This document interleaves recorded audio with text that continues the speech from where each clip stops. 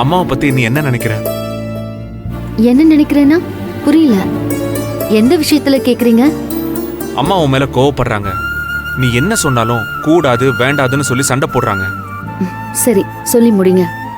ஆனா கடைசியில எப்படின்னாலும் உனக்கு விட்டு கொடுத்துட்டு தான் போறாங்க. எப்படி சொல்றீங்க? அதான் நம்மளே பார்த்துருக்கோமே. நம்ம கல்யாண விஷயத்துல உன்னையே வேண்டான்னு சொல்லி அதுக்கப்புறம் ஏத்துக்கிட்டதுல ஆரம்பிச்சு தனி கொடுத்தனம் போனப்போ அவங்களே வந்து வீட்டுக்கு கூட்டிட்டு போனது. நான் வேலையை விட போறேன்னு சொன்னப்போ, நாம கார்மெண்ட்ஸ் ஆரம்பிக்கணும்னு சொன்னப்பெல்லாம் முதல்ல வேண்டான்னு சொல்லிட்டு அதுக்கப்புறமா சரின்னு சொன்னது. இப்படி எல்லாத்துலயுமே ஆரம்பத்துல சண்டை போட்டாலும் கடைசியில சரின்னு தான் போயிருக்காங்க. நான் எவ்ளோ கத்துனாலும் கடைசியில மகா நினைக்கிறதா நடக்குதுன்னு அத்தை நேரடியா சொல்றாங்க. எங்க அம்மாவும் விட்டு கொடுக்கறாங்க.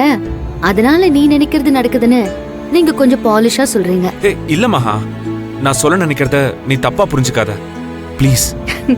என்னங்க, உங்களால தப்பா எதுவும் சொல்லவும் முடியாது, செய்யவும் முடியாது.